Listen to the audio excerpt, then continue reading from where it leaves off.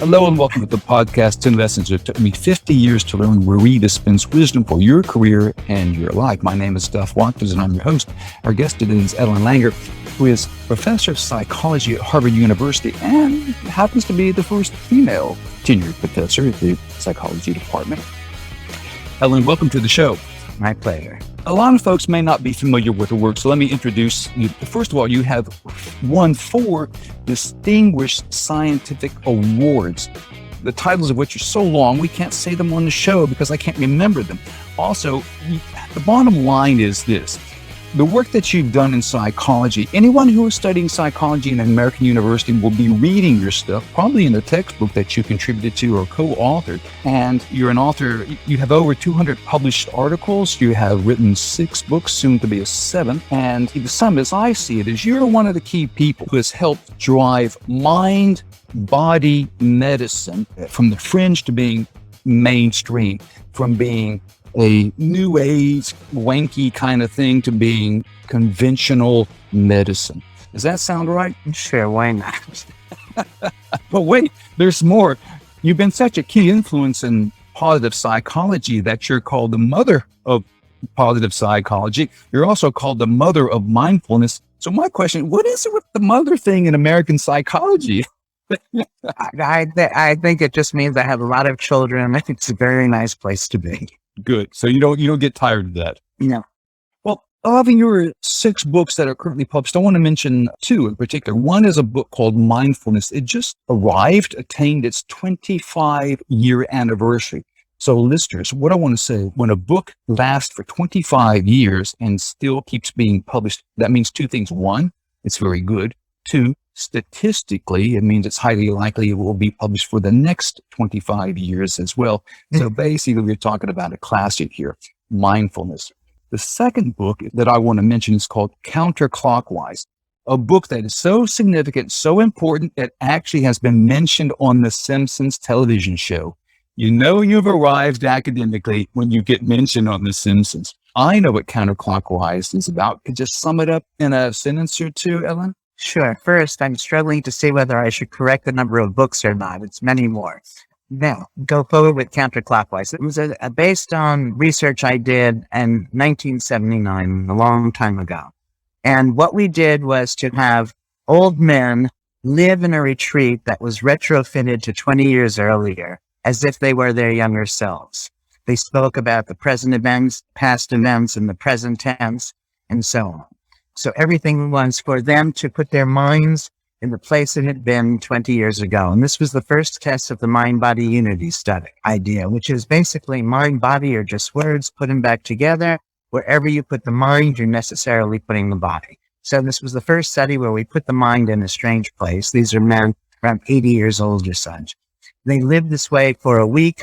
We take measures before and after. And what we found, being their younger selves, their vision improved, their hearing improved, their strength improved, and they look noticeably younger, which is very nice because all of these effects occurred without medical intervention. It's one of the first studies showing just how powerful the mind is. And so counterclockwise just means we put them back in time, and if your mind is in that younger place, so too will your body. And the effect was so profound. These guys arrived on walking frames and sticks and shambling along. And as they were leaving, a touch football game spontaneously broke out among the guys. That is how powerful is the mind-body connection. And they were living in a situation where they would turn on their radio and they would get news from 20, 30 years ago. The magazines they picked up, or the TV guide was from, they turned on the TV and it was from news from 20, 30. So they were totally immersed in this, and it's been replicated since. A fantastic result. Let me say, those 6 books that I mentioned, those are the popular ones, not the textbooks, not the academic ones. Those are ones that a lot of our readers will come to. Yes, one has to keep their ego in check at all times. 10 Lessons It Took Me 50 Years to Learn is our podcast, but you've tweaked it. It's 10 lessons. You don't need a lifetime to learn. You just need to listen to this podcast. Let me start with lesson number 1. Behavior always makes sense from the actor's perspective. Yes, what that means, we tend to come up with single explanations for events. And when we recognize that the actor and the observer of that action are in two different places, and that I wouldn't do it if it didn't make sense to me. Yet you see it in some negative light. So nobody wakes up in the morning and says, today I'm going to be clumsy, mean, and impulsive. So what are they intending? So it turns out that from my perspective, I'm being trusting. You may see me as gullible. You may see me as inconsistent. From my perspective, I'm flexible. I may see you as impulsive. From your perspective, you're spontaneous. Turns out that for every single negative description, there's an equally potent but oppositely valenced alternative. For every negative, there's actually a positive way of viewing it.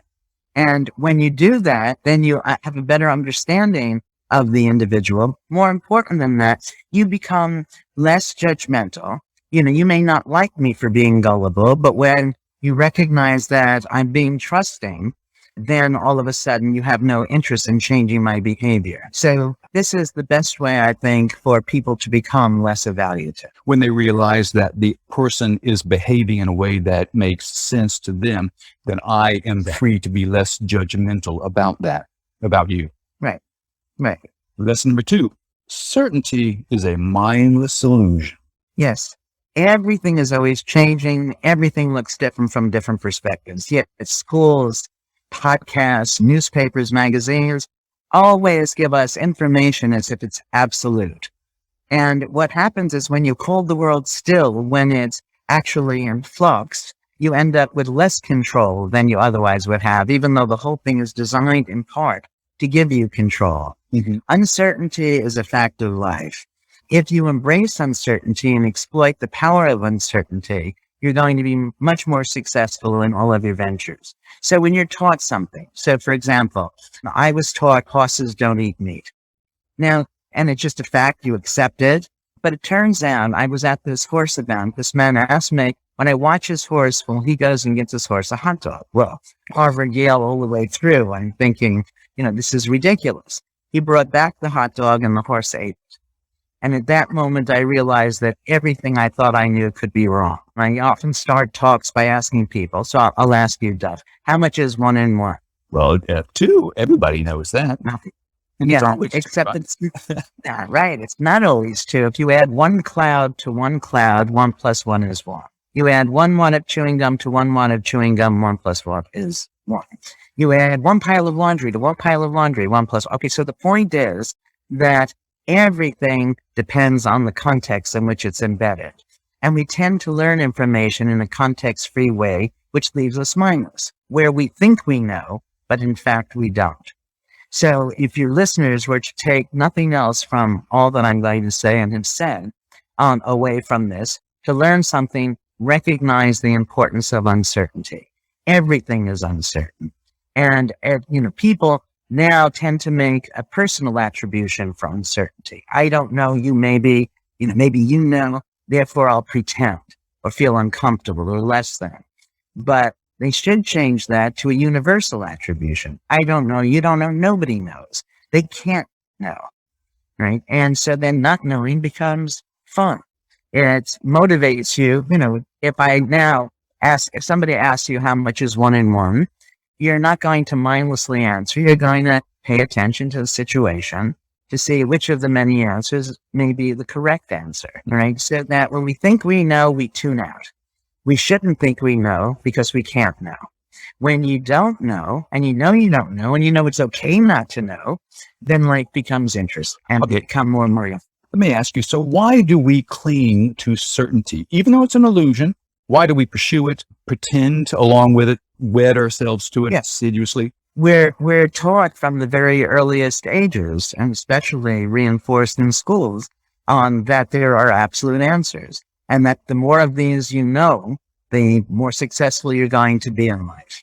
And I'm not sure exactly why everything was set up this way. My guess is that it maintains the status quo, that those people in power stay in power as long as everybody else believes they know more. But in fact, we can't know, and not knowing is a good thing because then there's reason to explore. So it's very much cultural and societal, but we sure see it. I think that it basically goes across most cultures. And today the world is so small that many of those cultural differences have disappeared over time. And virtually all cultures that I've looked at, and there may be exceptions, I don't know, that people are taught absolutes. Absolutes breed mindlessness. Once you think you know, you don't pay any attention. So that's why mindfulness, as I study it, is the very simple process of noticing new things. When you notice new things about the things you know, you come to see you don't know them as well as you thought you did, your attention naturally goes to them. And then it becomes fun. Learning and mastering is what's fun. Having mastered or learned doesn't get you very far. And that's your point, I think, when you say this point number 3, 1 + 1 doesn't always equal 2. Once you give up the certainty that it must equal 2 and must equal 2 every single time, then there's a sort of a liberation that occurs. You're suddenly open to new possibilities that you had excluded before. Yes, once you know that it's okay not to know, that it's mindful not to know, then you get an opportunity to discover, and everything becomes new and exciting. Things like boredom or stress, all of these things that people suffer from disappear. That situations are not new or old. It depends on how you view them. If you view them mindlessly and hold it still, this is a terrible situation, I must be stressed, you're going to be stressed. If you say, oh, this is the same old, you're going to be bored. But those are in your head, not in the situation. So if you take the situation that's boring and you notice ways in which right now it's different, and it will be different if for no other reason you're different from the last time, then it becomes exciting again. Situations that are stressful are often stressful because you think they're brand new and you don't know how to respond, but there are aspects of that situation that are very familiar. So being mindful is not just noticing the new in the old, it's noticing the old in the new. It's saying that whatever single explanation you have is only one of several. And all of us, most people around the globe have been taught to answer questions with single answers, and when there are always multiple ways of looking at things. Lucky, let me ask you this. This is a true story. I recruited a guy. I run an executive search firm. I recruited a guy. He was a Latin American. He was in a Latin American Air Force. I won't mention the countries, but he said he and his team parachuted into, they were fighting terrorists, Sendero Luminoso, the Shining Path, and they were fighting them. They parachuted at night into another country, illegally as it turns out, and they were lost. And I said to him, what did you do? And he said, well, the thing is, when you're in the military, the people, your men are looking at you. He was the captain. He said, the guys look at you and you can't say, oh, well, I don't know. I don't know where we are. I don't know what to do. They're lost at night in enemy occupied territory where they weren't supposed to be. And I've thought about that many times. When you're in a position where you can't say, fellas, I'm sorry, I just don't know what to do. I'm open for suggestions. What do you do then? Well, it's interesting. I think the best way to be in this world is to be confident but uncertain. And that to pretend you know when you don't know, when there's somebody there who might have information that you don't have that would be useful to the success of the mission, you should be open to it. I think that there are ways of saying, I don't know, where people question your authority, people get nervous and so on. And there are ways of saying that, look, this is new. Let's use all the information we have from the past and we'll figure it out. Here's what I think that we should do. Does anybody have a better idea? Which is different from, gee, I don't know. Yeah, please help. Well, a leader may become scared when they mistakenly think they should know and then discover they don't know. They never knew. People suffer from an illusion of predictability. We can't predict, but all of us think that we can, virtually all of us. And so I tell a little story about this. So I tell my students in an advanced graduate course on decision making. I've been teaching a version of this course for over 40 years. I've never missed a class. What is the likelihood I'm going to be here next week? So it's a small class. We go around the room. And these are Harvard students, so they don't say 100%. They say silly things like 98%, 97%. But they're all essentially saying they predict I'll be there next week. Then I say to them, okay, we're going to go around the room and I want each of you to give me a good reason why I won't be here next week. The first one says, always, almost always, at least says, oh, we have always been here. You think it's, you've earned the time off, so you don't come. I mean, the next person says your dog has to go to the vet. The next person says you got a flat tire. And you go around the room, 12 people, 12 good answers. And then I say, okay, what is the likelihood I'm going to be here next week? And 100% drops to 50%. Going forward, when we realize all of the various possibilities that could unfold, we become aware that we don't know. Looking back, it's very easy to say, oh, I should have known, when it reveals itself. If I said to you, Jim and Susie were fighting at the party, are they going to get divorced? Who knows, right? People fight. If you find out that Jim and Susie are getting divorced, then you say, yeah, I know, because I saw them fighting at the party. So looking back gives us an illusion of knowing that we don't have going forward.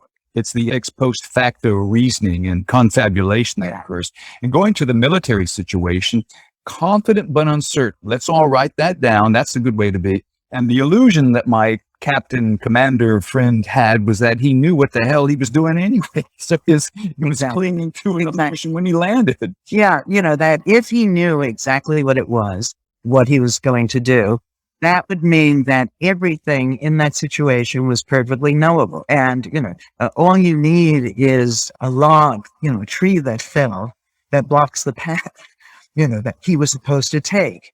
And then you have to improvise. But the larger point is that everything is always new. Everything is always changing. Recognizing that keeps you alert. Following a plan mindlessly gets you into trouble because that plan was derived at an earlier time before all of the conditions were known. All of the plans that we make, not just in the military, in life, you make a plan for yourself that's based on what you know right now. And all we know is that when you're doing it, there will be things that are different. So you want your plans to be loose. You want plans, rules, routines to guide what you're doing rather than to govern what you're doing. You don't want to do the same thing regardless of the context, just because that was the plan. That's called a rut. You've touched upon this point already. Point number 4, everyone doesn't know something, but everyone knows something else. Yes, that because of schools, the military, and many institutions in our culture set things up so that we have a sense that some people are winners, some people are losers. And that leads to problems because very often the person who's considered a loser doesn't have the motivation to succeed after that. But putting that aside, that person has special information that could be useful. Let me give you an example. I was lecturing in South Africa and I took an afternoon and was down by the swimming pools, very fancy hotel. And they had this entire area that was unused.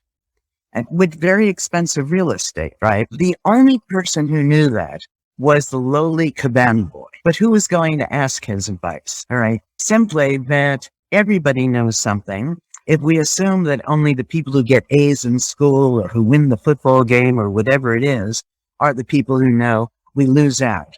And it also, the idea, there's a little song I wrote for my grandkids, a little ditty, everybody doesn't know something, but everybody knows something else, allows you to not know.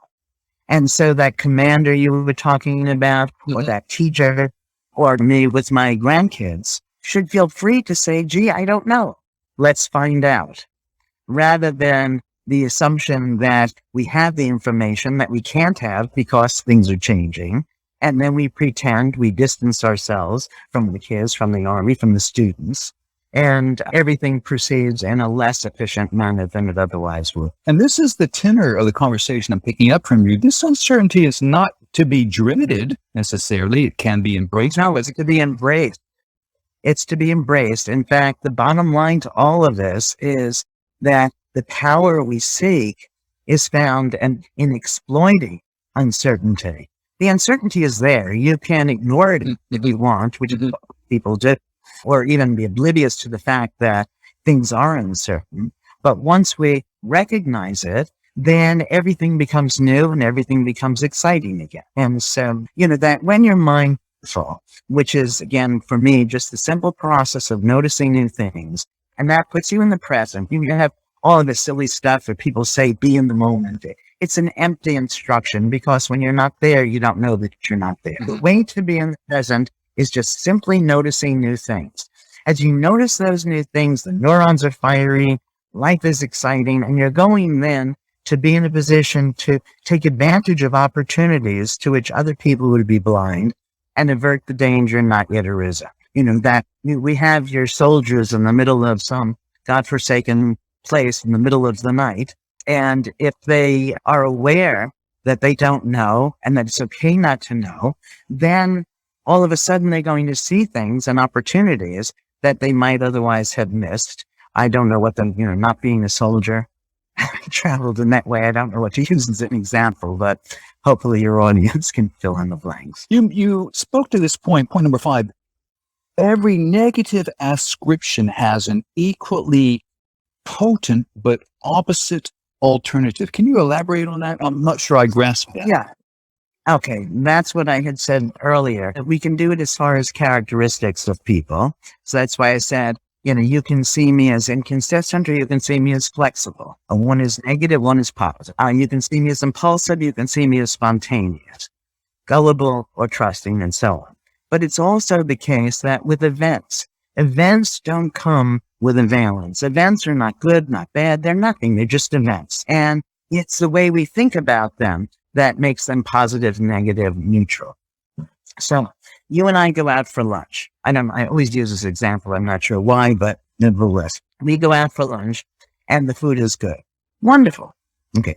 We go out for lunch and the food is awful. Wonderful. I'll eat less. All right. Which for me would be a positive. Let's say that I was going to do this podcast for you, which we're doing right now, but that I get an email from you right before, gee, sorry, I can't make it. My car has a flat tire, whatever. Okay. So now, is that negative or positive? Well, for me, it's positive. Then I have a found hour to do what I want. And if we do the podcast and we have fun with it, which we are, that's also positive. It's not pie in the sky. It's recognizing not that everything is positive. Everything is neither positive nor negative. So given that the way you feel is going to be a function of whether you see it as positive or negative, why not choose to see it as positive? But the important point is, it is nothing. We create the world for ourselves that we're going to experience. The way we understand people.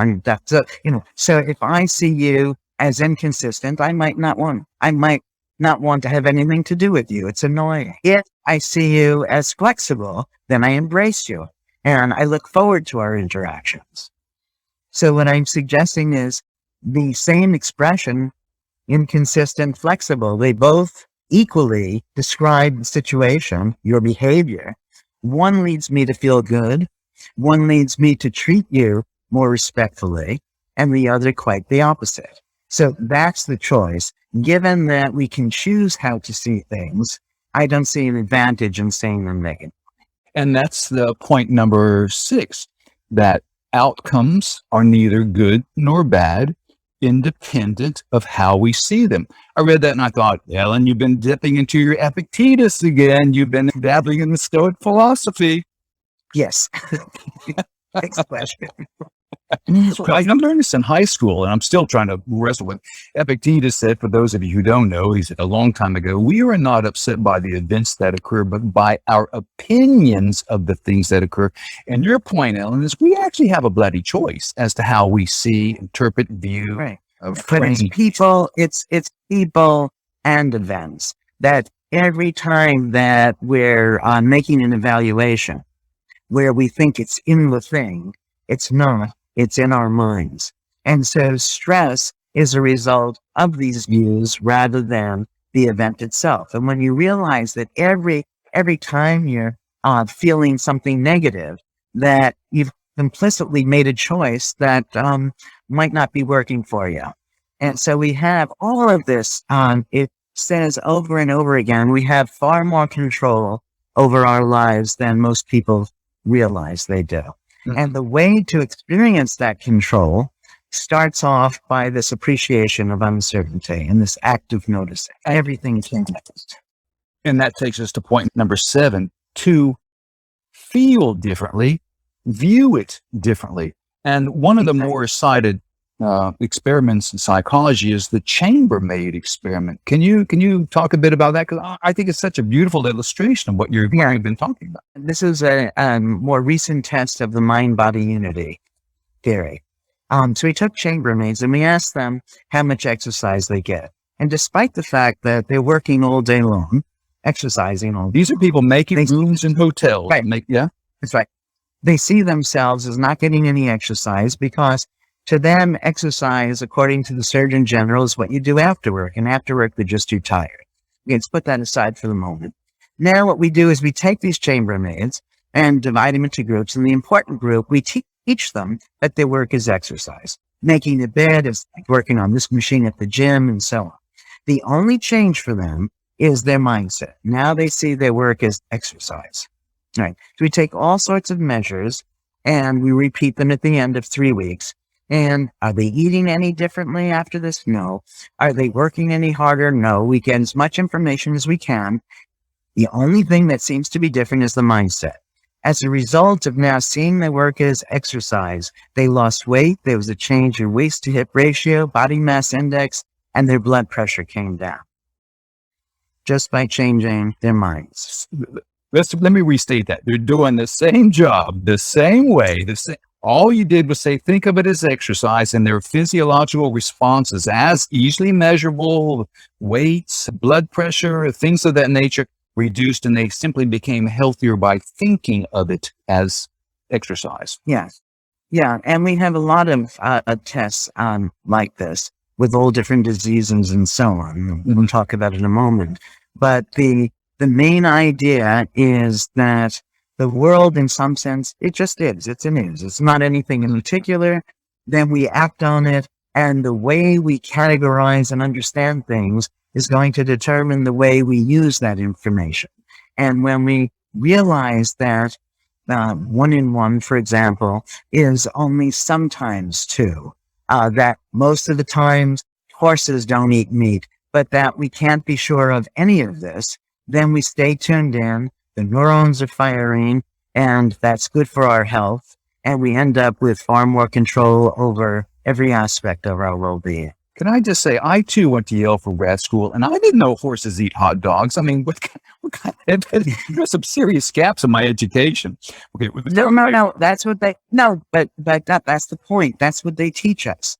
And we accept it without thinking about it. We're not told how many horses were tested, how large were the horses, how hungry were the horses, how much beef was mixed with how much grain, and, and so on. And each of those things make a difference. And when we recognize that everything is a little less certain than we thought, we don't get locked in the same way. You're doing something and you need an ingredient for what you're cooking and you don't have the ingredient. There's some people who just won't make whatever it is, rather than say, okay, a person created this recipe. How did they create it? They mixed and matched and experimented. All right, so what else can I use for this? Whatever it is you need. So you need sour cream. You don't have sour cream. So, I use yogurt. You don't have yogurt. I don't know, maybe even whipped cream cheese. It's going to taste different, but that difference may be an advantage. And if we recognize that in general, life is a social construction, that means people decided how we do things, what we have, what is the best way to approach them. Just people who lived at a different point in time with different experience, different biases, and so on. And when you keep that in mind, that it was just other people, it's easier to make changes. And so in this framework, everything becomes mutable. An example, you see a sign on the lawn, and unless you live in New York, and the sign says, keep off the grass. And unless you're a New Yorker, you're just going to keep off the grass. Now, compare that with a sign that says, Ellen says, keep off the grass. Who's Ellen? Maybe she doesn't live here. Maybe I can negotiate with her. Right? And then, or I'll walk on the grass now, but I'll make it up to her another way. The point is, it becomes mutable. You think you can still take some action as soon as you know people were there. Now, interestingly, when you want to persuade somebody to do something, you leave out the people component. When you want people to feel free to make adjustments, you add people components. So when I tell you, oh, I don't know, let's say smoking is bad for your health, then you shouldn't smoke. If I told you a study by Duff Watkins and Ellen Langer found that under these conditions, people who smoke are likely to get this and that result, then it becomes much more iffy. Now, I'm not telling people they should smoke or not smoke, but simply to believe smoking. I'm sure there are situations where smoking isn't bad for your health. I'm sure if you're 95 years old, the stimulant that's in most tobacco products is probably good for you. Everything that's bad for you, gambling is supposed to be bad for you. I don't agree with that. But again, if you take people, say elderly people whose lives are lived now in a not very exciting way, and you bring them to a casino, they come alive. So the right answer, I think, to almost any question is, it depends. How much is 1 and 1? It depends. Do horses eat meat? It depends. Should this soldier in this foreign country go to the right or the left? It depends. The right answer to every question is it depends. Okay, I can progress it. So the takeaway for folks is that if I feel stressed about an event, it's not the event, it's my interpretation of that event, the way I'm choosing, and there's a great deal of choice here to experience that particular event. Okay. Right. And so I suggest for people who are suffering stress to do 2 things. First, to recognize that events that we can't predict and what an event is going to be, we can't make predictions. Second, that whatever it is, we have means of interpreting. Mm-hmm. So, for example, the belief is this thing is going to happen, and when it happens, it's going to be awful. You want to attack both of those. So this thing is going to happen. Give yourself 3 reasons why it might not happen. Right. So if you went from thinking it's definitely going to happen to it might not happen, you immediately feel better. Now let's assume it does happen. How might that actually be an advantage? So you went from this terrible thing is definitely going to happen, scared to death, to maybe it'll happen, maybe it won't happen. And if it does happen, that'll bring me these advantages. So then you, instead of being reactive, you can just sit back and live your life in this more comfortable way. That's reminding me when I used to work in psychiatry as a psychotherapist, I learned rigidity is the kiss of death. I mean, to be unyielding in life is not a good thing, which takes us to point number 8. Every activity can be done mindlessly or mindfully. Right. And, so that I can be answering your questions mindlessly or mindfully. I can be eating a sandwich mindfully or mindlessly. I can be playing tennis. It doesn't matter what you're doing. But the point is that over 40 years of research has made clear to me that if you do it mindfully, you reap all sorts of benefits. If you do it mindlessly, it's essentially a non-event and you set yourself up for all sorts of problems. And any activity can be engaged mindfully by simply noticing the ways it's new. So even if you've done it 1,000 times, it's never quite the same. You're not the same. And when you're aware of that, so we have things to go far afield from this practice.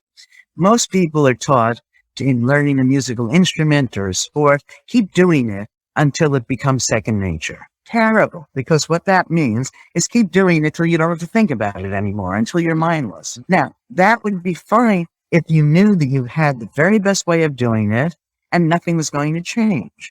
But you can never meet those 2 conditions. And the way to practice is to get more and more comfortable with uncertainty.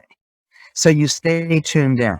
And so, if, for example, you're playing tennis, you're learning tennis and you always play against people who are right-handed, and now you think, oh, mastered this. And now all of a sudden you're playing with the first person who's left-handed. It's a different game. And that you're caught unaware because you think you know. And every time we act as if now we've got it, we make ourselves vulnerable. Mm-hmm. So all practice should be engaged not to make perfect, but to recognize the uncertainty that's implicit in the situation. And that takes us to point number 9. We've been talking a lot about mindfulness, and your description of it is very simple. Mindfulness is simply noticing new things. Yes. I sometimes I wish I had called it something different because, and I think I'm going to switch to talking about mindlessness, which seems to be People don't seem to get confused. But now you have lots of people who, when you say the word mindfulness, they think of meditation. Meditation is not mindfulness. Meditation is a practice you engage in order to result in post-meditative mindfulness. All right. And that's a practice. What I'm talking about is a way of life that stems from the very simple appreciation of uncertainty. When you're uncertain, you tune in. When you tune in, the way you tune in is to notice. And as you're noticing, again, the neurons are firing. It feels good. It turns out it's easy to do. It's not a practice. It's energy begetting, not consuming. And it's fun. It's what we're doing when we're enjoying ourselves. It's what we're doing whenever you laugh. If I were to tell you a joke now, which I'm sort of Please tempted to do. I have a couple of stock and tree jokes that are easy to tell. I remember. Okay, so if I tell you that this clairvoyant midget escaped from prison, that there's a small medium at large. Okay. Okay, but if it's funny, which it's often not to people, but the reason it's funny is because when I say clairvoyant, you don't immediately think of medium as a size, so on, and large at large, out there in the world, rather than, again, as a size. So it's the recognizing that you understood it one way, but it could have been understood a different way. And that's what makes it funny, all right? And so realizing that is being mindful. If you're doing a crossword puzzle, that you like crossword puzzles, and you're engaged in it, it's all fun. The next time you do it, where you know all the words, it's no longer fun. So whenever you're having fun, it's because you're noticing new things. So we have studies, a simple study. We take people who hate football, who hate rap music, who hate, a lot of haters, hate classical music, and we have them engage in the activity where they notice. We just have them listen to the rap music, listen to or watch the football game, or we say, notice one new thing about it, notice 3 new things, notice 6 new things. And what we find is the more you notice, the more you like the activity. So we have, several studies showing that the more you notice, the more energized you are. And I use myself as an example here, and sometimes to the dismay of the people with whom I'm speaking, because most people, they start off here, and then over time, they go like this, and they get tired. For me, I start here, and I just go up and up and up, because I get more and more excited about what I'm saying. And when I get off of a podcast, a lecture, television, something that I'm doing where I'm totally engaged, I end up all excited rather than depleted. So this kind of mindfulness isn't a practice. It's energy begetting, not consuming, as I've said. It's fun. It's what you're doing when you're enjoying yourself the most. So basically what I've said so far is that this thing is very, very easy to do. This act of noticing. The act of noticing feels good. Turns out it's very good for you. And not only that, when you're in the process of being mindful, of actively noticing, people find you more charismatic, more authentic, more trustworthy. Not only that, but when you're doing the things you're doing, if you're doing them mindfully, it turns out that the product bears the imprint of that mindfulness. So we have, for example, a fun study with orchestras, and they're all going to play the same pieces, but half of them we encourage to be mindless, half mindful. When they're mindless, we say, remember a time you enjoyed playing this piece, and then just replicate that performance. We say to the other group, make it new in very subtle ways that only you would know. Now they're playing classical music, so those ways indeed have to be subtle. We tape the performances, and then we play them for people who have no idea about the study. People overwhelmingly prefer the mindfully played piece. Because of the work you're doing now, Duff, that another part of that study is relevant for you, which is, and I didn't realize this until I wrote up the paper for publication, that here we have a situation where people are made more mindful, noticing new things. So everybody is basically on their own, being mindful in a situation, and you end up with superior coordinated experience, which leads me to believe that the job of the leader, the most important job of the leader, is to provoke the mindfulness of those people being led. And it's easier to do that when you do all the things we've talked about so far, because you respect all of those people, even that lowly cabana boy. Everybody just knows something, but everybody knows something else. And if they're all drawing their information from the same ongoing situation, that's why you get the coordinated experience. And you say, Very different view of leadership. and you say three things. One, it's effortless. Two, it's fun. And three, it begets energy. Yes. Yeah. And the newest work that we're doing that we don't have time to go into says that it's also contagious. So if you have a company and you make your leaders in the company more mindful, it will spread. I don't know exponentially or not, but it will spread. And it's the kind of thing where once you try it and get into this way of being, you don't need any extra motivation to do it because it's its own motivator. It feels good. So you do it. If you were to visit me, I'm in Provincetown, Massachusetts right now. If you came to visit me, you wouldn't have to practice being mindful. You get off the plane and everything. I know, I don't know if you've been to Provincetown, but you've never been to my house. That I know. So you come to my house, you're going to be looking around. It's going to be fun for you. It doesn't require any effort. And the mistake we have is in confusing mindfulness with just thinking, and thinking has gotten a bad rap, because thinking also isn't negative. It's worrying that you're not thinking correctly, worrying that you're not going to get the right solution. But the act of going from not knowing to knowing is exhilarating. And it's too bad that schools largely have turned us off to this whole thing by asking us to memorize, for example, which is ridiculous. Now, let me tell you a quick little story, apropos of very little. Okay, so I have my grandkids over at the house, and I say to them, do you want to get the googers, a made-up word, out of the hot tub? They're excited. They get the googers out of the hot tub. Now, the fact that I'm telling you the silly name purposely, so getting the leaves and debris, right?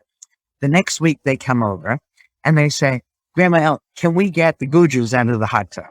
Now, you can be sure that they didn't spend the week saying googers, right?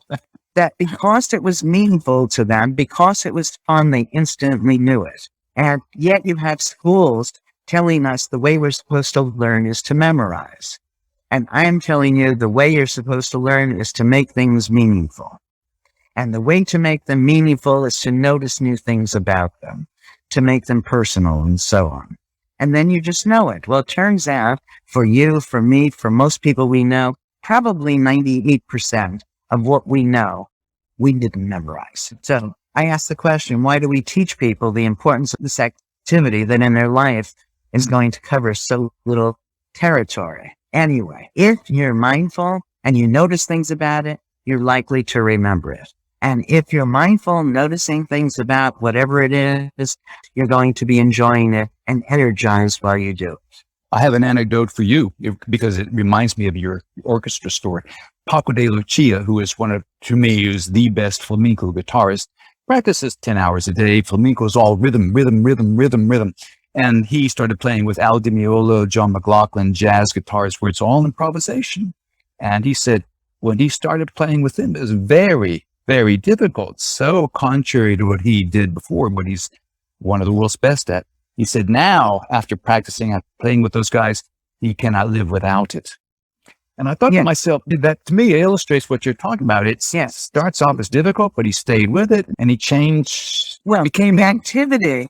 The practice wasn't difficult. What was difficult was his fighting with himself, saying this is not the way to learn. The shift in his head to our final point number 10, life is a people game. Yeah, this is what I hinted at earlier when I said that the world is a social construction.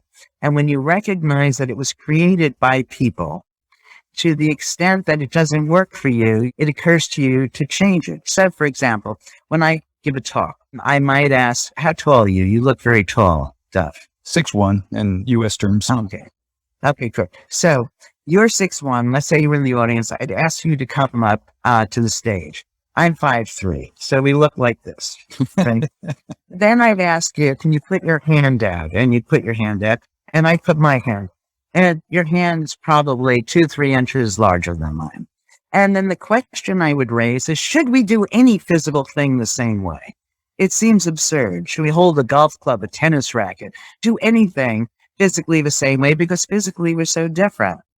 Now, the point that I'm making is, if the rule is made by you and you teach people this is the way, I'm never going to be very good at this thing because we're so different. So the more different you are from the person who created the activity, the more important it is probably for you to find your own way. And so whenever you're taught to do something, rather than take it as commandments coming from the heavens, you take it as a guide. This is sort of the way you hold the tennis racket. This is sort of the way you write this report, whatever it is you're doing. And then that would encourage people to find their own way in which, so I paint. If I am true to myself, no one can be a better Ellen Langer than I. If I'm trying to be Rembrandt, and I may be the 12 millionth Rembrandt-like person, and that's fine. But if Rembrandt tried to be me, he couldn't be me if he were alive. Yes. Alive, but still. So the point is that when we recognize that it was all created by people who are a particular way, physically, emotionally, who have certain biases, and so on, and that we don't take that way as law, but rather as a suggestion of possibility, and make it our own, it will feel better, and we're likely to be more successful. So imagine, I have a scale, it's a mindfulness scale. It would probably be bizarre if I didn't do well on the scale. So the more like me you are, the better you're going to do on the scale. If somebody else created, do you see what I'm saying? Yeah. So that's what I mean. It's all put in place by people. So even a simple thing, you walk into a room and, or you sit down on a chair. Now, if you and I sit down on the same chair, one of us is going to be uncomfortable. But most people just accept that the chair is as the chair is, rather than the chair was created by Pete, for example. And so for you, you're going to add something to the bottom. For me, I'm going to cut the legs. And that way I'll be comfortable, right? Where we recognize that it's all put there by people, everything becomes fungible. Now, interesting. As I'm speaking, I realize that wasn't what I meant when I originally wrote that thing to you. What I meant when I wrote that was essentially that because everything can be understood in so many different ways, that if I want to belittle you, it's very easy for me to do so. If I want to find you attractive, appealing, it's very easy for me to do so, right? And what happens is that, so you're coming to me for a job, and if you think that it doesn't matter how you interact with me, that I'm going to appreciate all of your wonderful assets, you're being blind to the fact that it's all a people game. I tell my students, while you're a student, it's very important to show me how smart you are. Once you get out in the world, it's more important for you to show other people how smart they are. Mm-hmm. So who would you want in your company? Do you want that person who makes you feel good? Or do you want the person who may know some answers that are already in the past, and people consistently use yesterday's solutions to solve today's problems? So the fact that you were a great problem solver in the past doesn't mean you're going to be a great problem solver in the present. That cabana boy that I spoke about has enormous information that could be useful. So why should I hire that person who I don't like? I'm not likely to. Now, people don't feel comfortable just saying, I'm hiring you, giving you the raise, doing this, buying from the store, whatever it is, because the person was nice. But ultimately, that's what it's all about. That if people like you, they will understand the situation in such a way as to make it the smart thing to do. I always think of Carl Sagan's quotation, people are not always grateful for demonstrations of their credulity. In other words, you go around making people look stupid, they'll tend to pay you back. They tend to remember it. No, exactly. But I'm saying, in any situation, that if you remember that the person, that it's all created by people, that people, no matter what their status is, still have the same feelings that the rest of us have. And so we don't ignore that as we get on with the task. Success, I believe, is more likely. And we'll finish on that note. I'm glad you mentioned that you're an artist. EllenLanger.com is your personal website. Your books and your art is available for purchase on there. Yeah. You've been listening to the podcast 10 Lessons It Took Me 50 Years to Learn. You've been listening to us, but we'd like to hear from you. You can contact us at podcast@10lessonslearned.com. That's podcast at 10lessonslearned.com. And anything you want to know about Ellen, her books, her art, you let me know, and I'll make sure that you get to it. We'll find a way to get it to you. And by the way, when you're out there, go ahead and hit the subscribe button, because this is the podcast that is making the world a wiser place, lesson by lesson. My name's Duff Watkins, and our guest today has been Ellen Langer. Thank you for joining us.